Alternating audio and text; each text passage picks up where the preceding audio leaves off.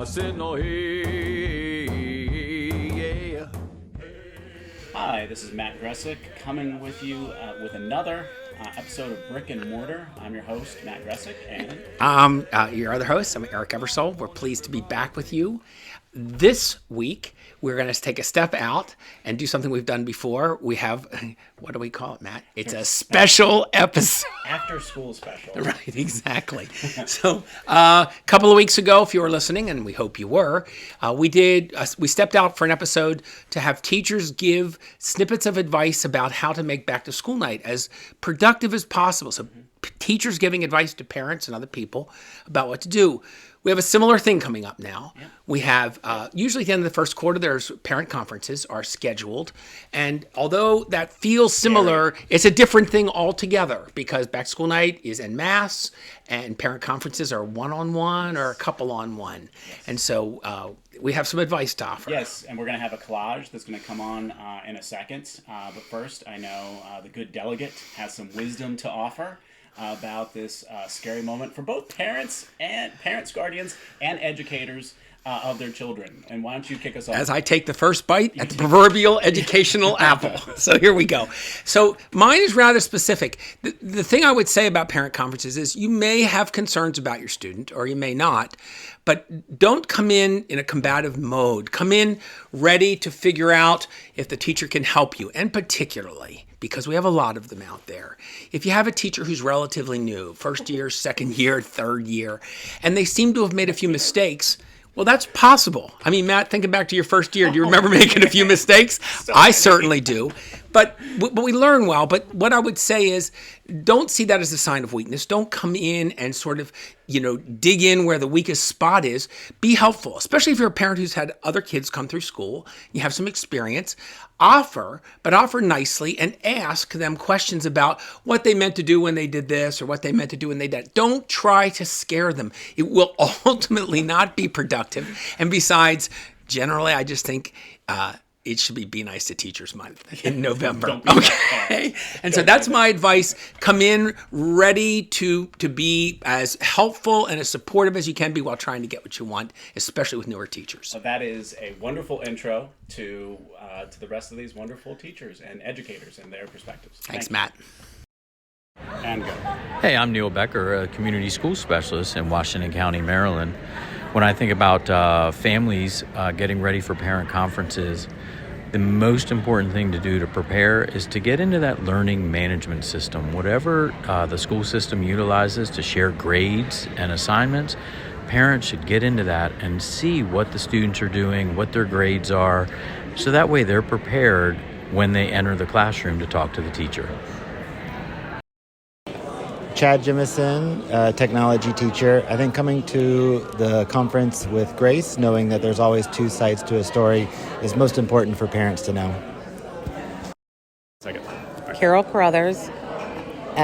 Special ed parents should always make sure they have an up-to-date copy of the IEP and that their student, if their student is 16 years and older, that they come to the meetings and they know their rights and they also have an up-to-date copy of their IEP. All right, I'm Gladys Fatima Marquez. I am a high school teacher from the great state of Illinois, and my recommendation would be that parents should all sit down the day before and write a list of questions they'd like to ask the teachers about their student. No question is silly. Just sit there, jot them all down, and as you go through your student's schedule, take the time to go through your list as well. So you listen and you give, right? So it's always a partnership.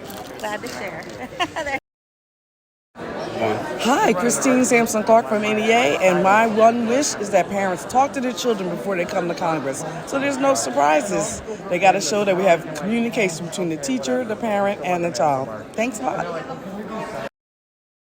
I'm Nikki Woodward, and I am a infant toddler specialist, and the most important thing parents need to know is that they are our partner, and we need them to be there with us the entire step of the way, and I want to call on them, and I want them to call on me and have expectations that we're going to be doing this together. Charlotte Hare. The most important thing for a parent to do before they come to school for a parent-teacher conference is to have a conversation daily with their children, with their child. They need to have an ongoing conversation so they know what the child is doing at school, how they feel about it, if there are issues and concerns, if the child's needs are being met, and to make sure that they're on top of the child being fully engaged every day in class. Hi, my name is Pamela Lapidus, and I teach AP Human Geography and American Government. The one thing I wish parents could do before parent conferences is to check their child's grading platform so that they're aware of if the child has missing assignments, low grades on assessments, so that I don't have to spend time talking about things that have already been published. Gray, and I'm a library media specialist. And one of the most important things for parents, for parent-teacher conferences, is to know who your kids' teachers are and to look at their online things and come with at least 2 questions for your kid's educator. Hi, Kelly Midgley, Wildlake High School. My best advice for getting the most out of parent conferences is 1, do your homework. Make sure that you're clued in to what your kid is achieving in that class and where the problem areas might be. And then number 2, make sure you ask the teacher how you can help at home. Good morning, this is Jessica Ramirez. I am a 7th and 8th grade middle school special education and math teacher. And I think the most important thing you need to know about your student and coming into parent-teacher conference is really looking at their grades and understanding their rights as a student with an IEP, what that means to them, and what kind of things would be beneficial for them in the classroom, accommodations and modifications. Thank you. Mm-hmm. You're awesome. I think the big thing that parents should do is just sit down and have a conversation with their child. Ask them what's happening at school so they could be prepared to know what, from the child's perspective, what school's all about and how things are going. My name is Matty Valvano. I teach 10th grade English. One thing that I wish parents would do before a parent-teacher conference is be well-versed in all the digital tools that we've put out there for the students. These days, we put a lot of time in making sure that ignorance is not an excuse, that grades are published and that materials are out there for review week after week after week.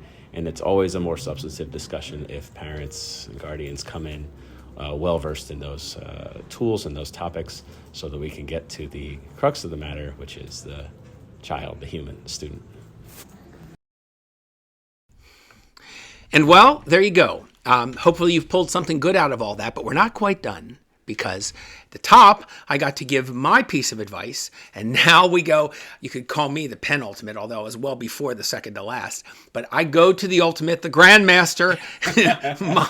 my co-host, Matt Gressick, is going to give one last piece of advice to you all before we close this particular podcast out. Being a current parent, and I know you are a grandparent, the grandest of the grandparents, Thank you. if you will. But being a current parent, I've had my 2 sons and my daughter, and with my 2 sons, there appeared to be coded language coming in with those, especially the early years, where you come into those elementary school teachers, which I love. Elementary school teachers, they're just so positive and upbeat all the time. You hear this, yeah, but when you hear this. When you hear, your son has a lot of energy, which means I can't get them to sit the F down. They have a strong will, which means they won't shut up. They're very personal. They're so friendly. Not necessarily meaning, just realize that your child is a person with foils and errors and foibles that every person has.